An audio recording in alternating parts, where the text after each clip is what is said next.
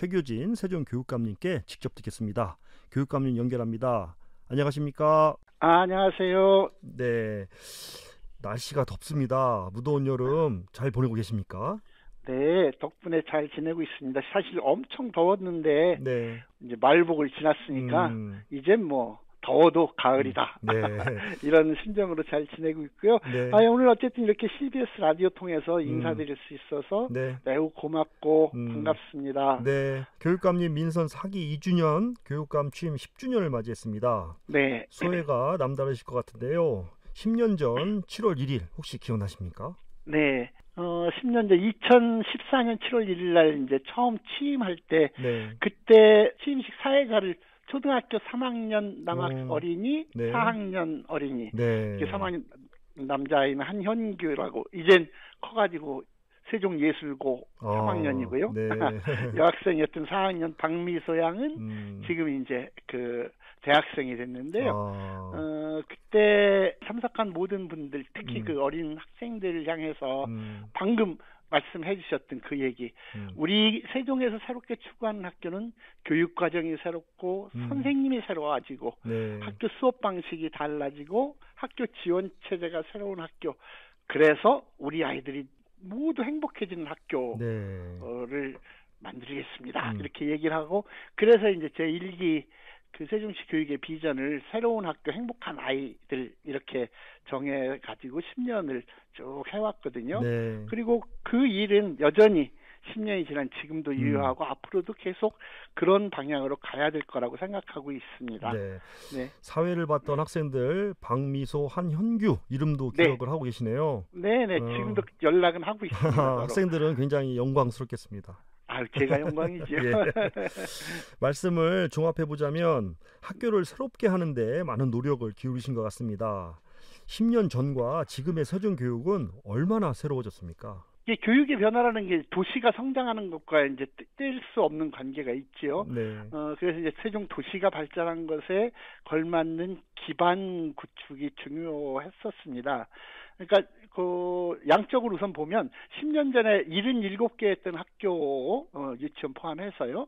이게 170개로 늘어났고 네. 학생들이 그때 한 2만 8천 정도 됐었는데 지금 6만 6천 명으로 늘어났고요. 네. 거기에 따라서 당연히 이제 선생님들이나 뭐 교직원들도 많이 늘어났죠. 네. 이런 이제 예형적인 성장도 중요하지만 지난 10년 동안 우리 교육청이 아이들의 성장, 내적 성장과 학력 신장이라든가 이런 것에 노력을 기울였고 그걸 해나가기 위해서 교육청이 혼자 가서는 한 걸음도 갈 수 없다는 걸 너무 잘 알기 때문에 학교 현장의 다양한 목소리에 귀 기울이고 학교 운영을 최대한 민주적인 학교 운영을 할 수 있도록 하고 민주적인 학교 운영을 통해서 각 학교의 특색에 맞는 사업을 해낼 수 있는 힘, 그 자치 역량을 키울 수 있도록 함께 노력해 왔거든요. 그래서 이제 이렇게 한 10년의 그런 노력을 바탕으로 해서 올해는 어떻게 보면 대한민국 교육의 70년 이상의 늘 과제였던 해결이 잘 어려웠던 기초 기본 학력을 모든 아이들이 갖추게 하는 일, 그리고 방학 때 성장이 멈추지 않도록 방학 때도 아이들의 성장을 지원하는 일, 그리고 학교가 원래 하기로 했었던 그 학교 뭐냐면 교육 활동이 중심이 되는 학교, 아이들을 가르치고 배우는 일이 중심이 되는 학교, 선생님들이 업무에 시달리지 않는 그런 세 가지 아주 기본적인 것을 올해 3대 정책 과제라고 세우고 이것을 실제로 이루어낸 세종교육의 변화를 이끌어내기 위해서 애쓰고 있습니다. 네, 그런 여러 가지 성과 가운데서도 아마 시행착오도 있었을 것 같은데요. 언제 가장 힘드셨는지, 특히 코로나19 상황 때는 어떠셨는지 궁금합니다. 그렇습니다. 시행착오 많이 있었을 거예요. 그런데 어쨌든 그 제가 슬기롭게가 아니라 우리 교육 공동체가 함께 슬기롭게 잘 극복해 와서 착오라고 하는 것 기억하기는 전에 그 고의 배정 문제에서 한번 크게 아이들을 하나라도 더 좀 그 아이들 심정을 살피려고 했던 것이 좀 잘못돼가지고 어려움을 겪었던 일도 있었고요.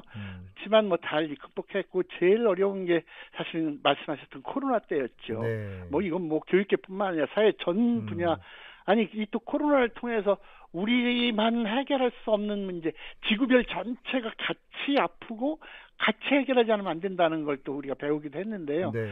어쨌든 그때 뭐 우리 다 기억하지만 개학을 언제 할지도 모르는 막 그런 상황. 맞아요. 전 세계가 수업을 이때 어떻게 해야지 하고 이런 상황에서 어쩌면 대한민국이 가장 잘 대응한 편이고, 특히 세종시는 그전에 스마트 교육이니 이러면서 젊은 선생님들이 일정하게 대응력을 갖춰 있었기 때문에 네. 가장 모범적으로 대응을 해왔었죠. 네. 그리고 이 코로나라고 하는 이 단계를 겪으면서 학교라고 하는 것이 뭐 시대가 막 변하고 4차 산업혁명이 되면 뭐 교육이 어떻게 될 거고 막 학교가 필요 없을지도 몰라 이랬는데 네. 아니다. 학교는 그 지식 전달 말고도 네. 사람이 함께 성장하는 관계 이런 것에서 너무 중요하다는 걸 네. 우리가 함께 깨닫기도 했고 또 어마어마한 어려움이 닥쳤을 때는 위에서 일사불란한 이걸 기다릴 게 아니라 각각이 자기 처지에 맞게 대응할 수 있는 능력을 길러주는 일, 이게 무엇보다 중요하다는 것을 깨달았거든요. 네. 그래서 저희 학교 자체를 지금 다시 강조하게 되는 게 그런 일이기도 하고요. 네네. 그래서 저희는 어쨌든 2020년부터 만 3년 동안 이루어졌던 코로나 상황, 대응 활동을 네. 이후에도 비슷한 상황이 올 때 등등을 생각해서 지금 백서로 정리하고 있거든요. 네. 이게 발간을 곧 앞두고 있고 그것은 이후에 이런 또 다른 어려움이 닥쳤을 때 아주 소중한 자료가 되지 않을까 하는 기대를 가지고 있습니다. 미래 세대를 위해서 또 백서도 만드셨군요. 네. 예, 기대가 됩니다. 그리고 교육감님께서는 여러 가지 사회 문제에 대해서도 끊임없이 목소리를 내기도 하셨어요. 이 부분과 관련해서는 혹시 저항은 없었습니까? 우리 교육청 정문에는 생각하는 사람 참여하는 시민 이렇게 문구가 쓰여 있어요. 그러니까 끝없이 생각하고 자기가 옳다고 생각하는 것을 판단하고 그 판단한 것을 활동하는데 민주시민으로서 참여하는 것이 민주시민의 역할이라고 생각하고 우리 학생들을 그런 시민으로 길러내자는 게 세종교육의 방향이다라고 생각하는 거거든요. 네. 그래서 뭐 사회적인 문제된 이슈, 특히 교육과 관련된 문제에 대해서는 목소리를 내는 것이 너무나 정상이고 어쩌면 책임 있는 자세고 의무일 수도 있다고 저는 생각을 하거든요. 네. 그래서 실제로 저뿐만 아니라 교육 관련 교육청의 정책이나 사업에 대해서도 우리 교육 주체들이 학생대로 학부모님들은 학부모님대로 시민들은 시민대로 당신들의 목소리를 마음껏 낼 수 있도록 보장해드리고 그 목소리를 수렴해서 정책에 반영하는 것이 옳다고 믿기 때문에 누구든지 그런 국가 발전을 위해서 교육 발전을 위해서 끊임없이 고민하고 이야기할 수 있는 통로가 열려져야 된다 생각하고 그런 가운데 교육감도 당연히 특히 교육 문제에 관해서는 내 목소리를 내는 것이 필요하지 않을까? 저는 그렇게 생각하고 있습니다. 네네. 지금도 교권 침해를 둘러싼 논란이 뜨겁습니다. 지난해 서희초 교사의 사망 등 안타까운 일이 많았는데요. 여전히 교육 현장은 혼란스럽습니다. 세종시 교육청은 어떤 교권 보호 대책을 시행하고 있습니까? 작년에 사실 서희초 사고가 났을 때 너무 안타깝고 저도 교육감 중에서는 유일하게 그 집회에 직접 가서 사죄하고 함께하겠다는 발언을 하기도 하고 그랬었는데요. 어쨌든 그 이후에 제도적으로 여러 가지 보완도 하고 했는데 학교 현장에서 선생님들이 느끼기에는 아직 멀었다 이렇게 하시는 게 솔직히 현실이거든요. 그래서 뭐 저희 세종이라고 거기에서 뭐 자유로울 수는 없고 그렇지만 저희는 최대한 두 가지 활동, 교원 보호 중심의 제도적 지원이라고 하는 한 측면과 무엇보다도 학교 안에서 학교 문화를 조성하는 일, 이 두 가지 일을 중심으로 하고 있는데요. 건전한 학교 문화라고 하는 것을 위해서 교육활동 보호 연수를 우리 학부모님들 대상 연수나 학생 대상 연수나 선생님 대상 연수를 하고 교육활동 침해 예방 지원 사업, 교원 마음 건강 사업이라고 저희는 이름 붙였는데요. 학교 현장에서 자체적으로 해결이 어려운 특이 민원에 대해서는 우리 교육청 차원에서 통합 지원을 통해서 지원할 수 있는 체계를 갖추기도 하고 교육 공동체가 서로 신뢰하고 존중하는 관계 확산을 위해서 네. 다양한 노력을 기울이고 있고요. 네. 제도적인 거는 뭐 다른 교육청과 비슷하지만 지역 교권보호위원회 운영, 교권 담당 변호사를 제를 두어서 상담하게 하고 네. 학교 변호사 제도를 이제 세종에 제일 먼저 도입했거든요. 네. 그래서 학교 변호사들이 학교를 해서 수시로 관계를 맺고 지원 요청이 있을 때 지원하도록 해서 각종 법률 자문, 뭐 교원의 배상 책임 보험 뭐 이런 것, 그다음에 선생님들 전화 그 안심 번호제 네. 이런 것들 하고 있고요. 이것 말고도 교육 활동 피해를 당했다고 생각하시는 선생님 말고도 네. 아직 그렇게 구체적이진 않더라도 스트레스를 받는 선생님들, 네, 심리적으로 소진된 선생님들 이런 분들을 위해서 교육력 회복을 위한 전문 상담사들이 찾아가서 혹은 그 선생님들이 원하면 찾아오셔서 네. 마음 치유 상담이나 마음 회복 힐링 프로그램 같은 걸 네. 상시적으로 운영하고 있긴 합니다. 아, 그렇군요. 네. 그리고요, 저출생 고령화가 심각합니다. 특히 예. 특히 학력 인구 감소는 거스를 수 없는 흐름인데요. 세종시 학생 수 추이와 학교 통폐합에 대한 계획이 있는지 설명 좀 부탁드리겠습니다. 네. 사실 이 출생률 저하 문제, 학령 인구 감소 문제는 뭐 전국 공통이고, 네. 그나마 세종시는 다른 시도에 비해서 좀 양호한 편이지만 온전히 예는 아니죠. 네. 특히 이제 세종시 같은 경우에는 입주를 제일 먼저 했던 지역, 그래서 입주가 10년 이상 지난 우리 소위 천마을 그리고 일생활권에는 유치원이나 초등학교의 학생 수가 눈에 띄게 이렇게 줄어드는 게 보여요. 네. 그리고 이제 옛날 그 연기군이었던 읍면 지역 초등학생도 학생 수가 줄어서 거의 모든 읍면 지역 학교가 6학급의 소규모 학교인 경우가 있거든요. 네. 그렇지만 어쨌든 세종시 전체 학생 수나 중학교, 고등학교 학생 수는 2030년까지는 지속해서 증가할 걸로 예상은 되고 있습니다. 2030년이요까지. 네, 개발한 때까지. 하지만 그래서 이제 학령 인구 감소로 인해 교육부에서 이제 충분한 선생님 배정을 전국적인 이 추세 때문에 세종시의 이 학생 수가 다른데 네. 교원 정원을 너무 적게 주셔서 세종시는 또 다른 이제 과밀 학교가 발생하는 적정한 규모 학교 운영에 어려움이 생깁니다. 네. 당장 내년도인데요. 2025년에 저희 세종시는 원래 학급당 학생 수 25명을 상정하고 지원 도시라서 네. 교실이 작아요. 그래서 수능 시험을 볼 때 다른 시도는 25명을 한 교실에 넣어도 우리 지역은 옛날부터 수능 볼 때는 이제 20명을 배정하고 이렇게 하거든요. 네. 그런데 교원 수를 안 줘서 내년도부터 중고등학교에 학급당 학생 수 기준을 28명으로까지 지금 이게 전국 기준이긴 해요. 네네. 그러나 세종은 특별한 상황인데 이걸 안 해주셔서 솔직히 좀 어려움은 겪고 있고요. 네. 어쨌든 관내 생활권별로 우리가 이제 1생활권부터 6생활권까지 있는데 학생 수 변동 추이를 면밀하게 분석해서 대응은 하고 있습니다. 네. 네. 그러니까 교원 정원에 대해서 예외로 세종시는 적용해야 된다라는 말씀이신 것 같습니다. 네. 내년부터죠. 교육부에서는 일부 과목에 대해서 AI 디지털 교과서를 시범 도입하겠다고 하는데 긍정적인 측면도 있지만 또 반면에 스마트 기기 중독이라든지 시력 저하라든지 일부 우려되는 점도 있습니다.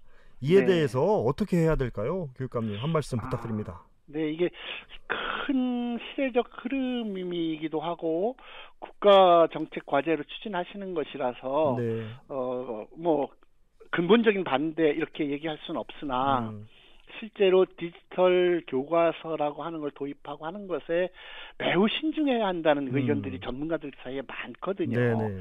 어쨌든 종이 교과서가 가지는 장점이 있는 것이고 이것을 통해서 특히 그 학력이 좀 부족한 친구들이 다시 복습하고 이렇게 하는 과정에서 유효한 측면이 많이 있는데 이걸 이제 AI 디지털 교과서로 전면 시행했을 때 특히 기초 기본 학력이 부족한 학생들에게 과연 이게 여전히 누구에게나 유효한 것이냐 이런 문제도 있고 아까 이제 말씀해주신 그런 그 외의 문제에 대한 염려도 있기 때문에 네. 어쩔 수 없는 흐름이라 하더라도 정말 신중하게 하나하나 이렇게 점검하면서 가야 되는데 네. 지금 내년도부터 전면 시행한다고 하고 지금 그거에 대해서 선생님들 연수는 엄청나게 지금 특히 방학을 통해 여름방학에 하고 있거든요. 네. 그런데 실제로 디지털 교과서의 구체적인 안은 선생님들 앞에 주어져 있지 않아요. 그러니까 교과서로 수업할 것에 대비한 연수를 한다는데 선생님들은 교과서를 본 일도 없는 상태에서 연수를 하는 식 이렇게 서둘러 가는 게 맞느냐. 더구나 그 예산이 몇 조가 들어가는 이 사업을 하고 있지 않습니까? 이래서 이런 것에 대해서 이제 우려가 많이 있고 그런데 그렇더라도 이제 우리 같은 경우에 어차피 이걸 해야 된다면 도입했을 때 학생 개개인의 수업에 맞는 맞춤형 학습 환경을 어떻게 조성할 수 있을까를 이제 세종에서는 초점을 두고 선생님들이 함께 연구도 하고 그 연구 결과를 공유하기도 하면서 개인별 학습 진단 분석 서비스, 그다음에 최적의 학습 경로를 어떻게 제공할 것인가, 무엇보다도 맞춤형 콘텐츠를 찾아서 그것을 이런 정도의 학생에게는 이걸 적용하는 게 맞겠어요. 그리고 그걸 적용하면 학생들이 자기주도적으로 똑같은 시간에 성취 정도에 따라서 앞서가는 친구는 더 다른 걸 하고 뒤에 가는 친구는 이렇게 할 수 있도록 하는 그 배움을 각각이 즐길 수 있도록 하는 그런 것을 위해서 저희들이 노력하고 있고 특히 학부모님들에게 자녀 학습에 대한 분석 자료를 꾸준히 들여가지고 선생님과 상의를 통해서 우리 학생들 자기 수준에 맞게 굳이 욕심내지 말고 이건 아이들이 가장 잘 아는 학교에서 할 수 있는 일이지 학원에 보내서 할 수 있는 일이 아니라는 걸 말씀드리면서 학부모님, 교사, 학생이 함께 협의하면서 디지털 전환 시대에 맞춰갈 수 있도록 해야 되겠다 이렇게 준비를 하고 있고요.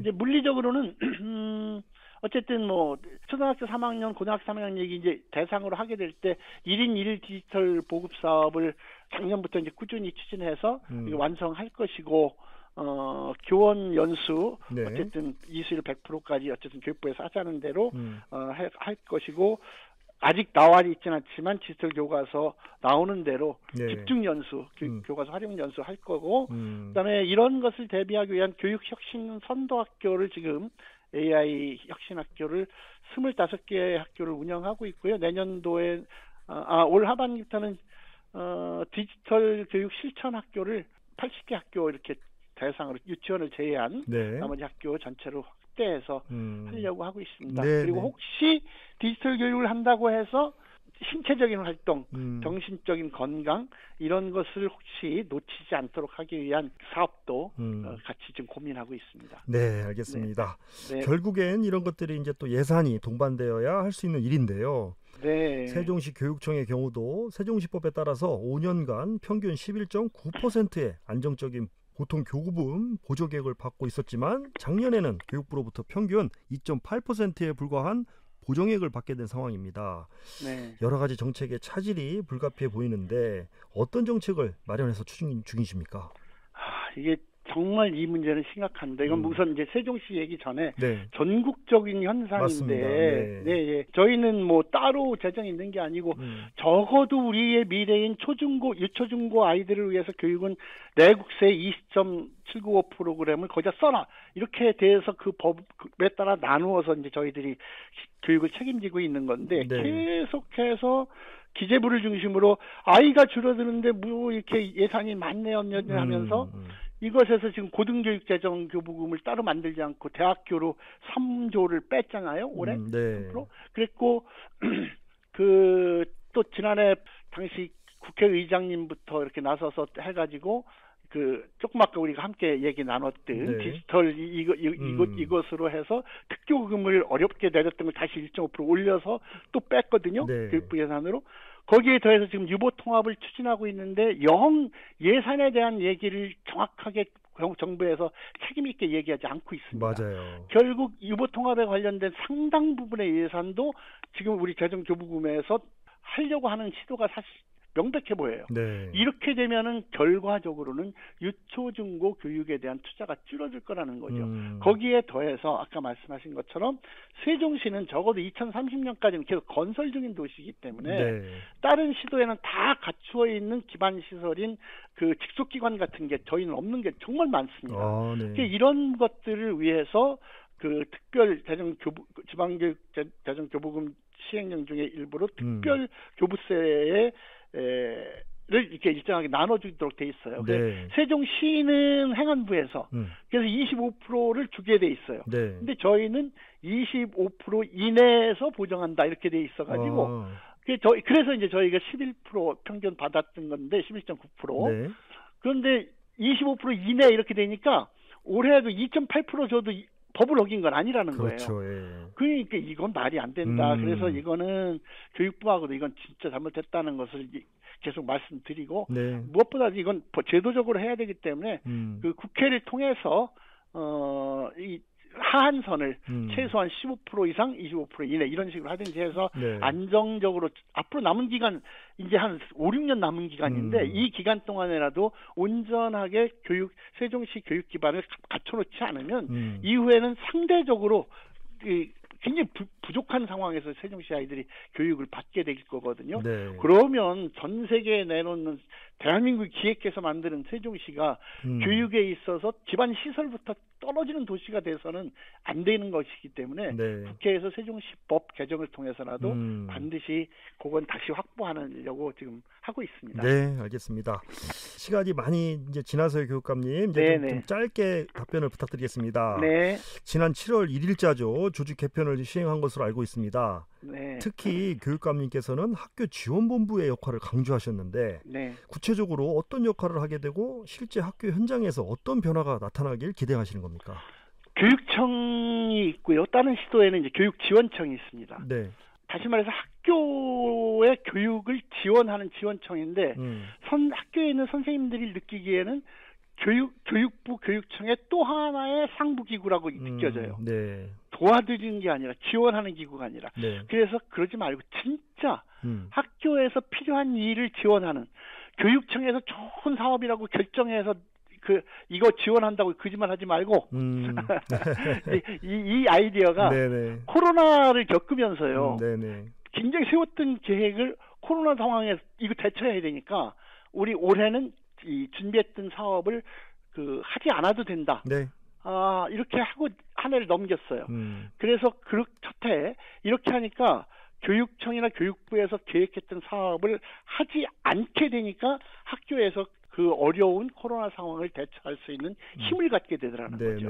그리고 그걸 하지 않아도 학교에서 아이들을 가르치는데 오히려 더 많은 자주적인 힘이 생겼을지 방해되는 게 없더라는 거죠. 네. 그렇다면 이 기회에 그 사업을 하지 않으면 될 거 아니야. 네. 그런데 실제로 코로나를 지나니까 교육부도 그렇고 교육청에서도 그렇고 그 시간 못했으니까 이걸 더 해야 되겠다고 하는 거예요. 네. 학교에서는 아니라는데 그래서 안 되겠다. 이게 사람이 있으면 일이 있어야 되고 일이 있으면 그 일에 대한 애정을 갖게 돼요. 네. 교육청 사람들이. 그래요. 그래서 안 되겠다. 그래서 교육청 인원에 과감하게 교육청 본청 인원에 4분의 1이 넘는 100명을 빼서 네. 학교에서 필요하다고 하는 것만 지원하자. 학교에서 필요하지 않다 그러면 놀아라 차라리. 네. 그리고 학교를 찾아가서 뭐가 필요한지 가서 얘기 들어라. 네. 이런 취지로 이제 학교 지원본부를 만들어서 학교에서 결정하는 해라. 그러면 학교에서 결정하면 교육청은 지원한다. 네. 이런 구호 아래 일을 하자. 그래서 거기를 교육지원부, 행정지원부, 화해중재부, 시설지원부 이렇게 총 4개 부서로 해서 네. 실제로 학교의 자치 역량을 갖게 되고 그렇게 되면 실제로 학교에 불필요한 일은 없어지고 학교마다의 특색을 살린 일을 실질적으로 지원을 하게 되면 학교가 우리가 목표하는 거 하나죠. 네. 가르치고 배우는 것이 진짜로 실현되는 학교. 그것이 중심이 되는 학교. 선생님들이 불필요한 업무라고 호소하지 않고 오직 가르치는 일, 아이들을 상담하는 일에 집중할 수 있는 학교를 실현할 수 있을 거라고 네. 생각해서 추진하고 있습니다. 알겠습니다. 이제 교육감님 임기가 2년 남았는데 남은 임기 꼭 이루고 싶은 목표가 무엇인지 짧게 부탁드립니다. 특별히 이루고 싶은 거 없습니다. 해오던 대로 하겠습니다. 특히 남은 기간에 무엇은 내가 해야 되겠어라고 욕심내지 않으려고 합니다. 네. 일각에서는 2년 후에 있을 교육감, 차기 교육감에 대한 관심이 높은데 다음 교육감은 어떤 교육감이길 바라십니까? 저도 관심이 높은데요. 네. 교육감이라는 자리를 제가 해보니까 이 교육의 현재 그리고 학생들의 미래를 함께 고민하고 책임지는 자리이거든요. 네. 그렇다면 우리 교육의 현재가 어떤가를 제대로 들여다보고 우리 교육이 어떤 방향으로 나아갈까를 스스로 늘 묻고 대답하는 과정에 충실하신 분이면 네. 좋겠다. 이런 생각을 가지고 있습니다. 네, 또 많은 분들이 궁금해하셔서요, 교육감님. 네. 우리 교육감님 퇴임 후에는 어떤 계획을 갖고 계십니까? 제 퇴임하고 나면 70대 중반 가까이 됩니다. 네. 그러면 이제 건강한 기간 동안 가족에게도 그동안 못한 일도 하고 네. 무엇보다도 세종교육을 응원하면서 혹시 세종교육에서 필요하다고 하는 일이 있으면 네. 주로 이제 선생님들의 이야기를 듣는다거나 학부모님들을 만나서 세종교육 힘 좀 실어주세요 하는 이런 일들일 텐데 네. 바깥에서 일개 시민으로 네. 단지 교육감이라는 그 귀한 일을 경험한 선배 시민으로서의 역할이 있다면 찾아서 하겠습니다. 네, 알겠습니다. 끝으로 세종 시민과 교육 가족에게 한 말씀 부탁드립니다. 우리 세종교육 지금까지 처음 말씀드렸을 때처럼 정말 시민 여러분들이 함께해 주셔서 이만큼 왔고요. 저희가 조금 아까도 말씀드렸는데 교육활동 중심 학교를 저희가 하고 싶어서 지금 학교 지원본부도 만들고 그러는데 그거는 포기할 수 없는 꼭 일이거든요. 그곳에 같이 관심 가져주시고 우리 나라 전체에서 추진하고 있는 국정과제인 유보통합, 늘봄학교, 디지털 전환 같은 일들 염려도 있지만 이왕 가야 가는 길이라면 제대로 잘 갈 수 있도록 시민 여러분께서 적극적으로 관심 가지시고 의견 주시고 잘하실 땐 박수 쳐주시고 아니면 혼낼 때는 혼내주시기도 해주시고요. 또 세종시 자체만으로 볼 때 내년도에 그동안 10년 동안 준비해온 캠퍼스 고등학교 개교라고 하는 큰 일이 있고요. 네. 고교 학점제 전체 시행 등 저희 애쓰고 있는 일들 네. 잘 할 수 있도록 노력하겠습니다. 네. 무엇보다도 저희는 이청득심 열심히 듣는 것을 통해서 그 시민들의 마음을 얻겠다는 자세로 계속 할 테니까 네. 계속 관심 가져주시고 많은 의견 전해주시기 바랍니다. 네. 고맙습니다. 네, 알겠습니다. 오늘 말씀은 여기까지 듣겠습니다. 고맙습니다. 제가 고맙습니다. 안녕히 감사합니다. 계십시오. 네. 지금까지 최규진 세종교육감이었습니다.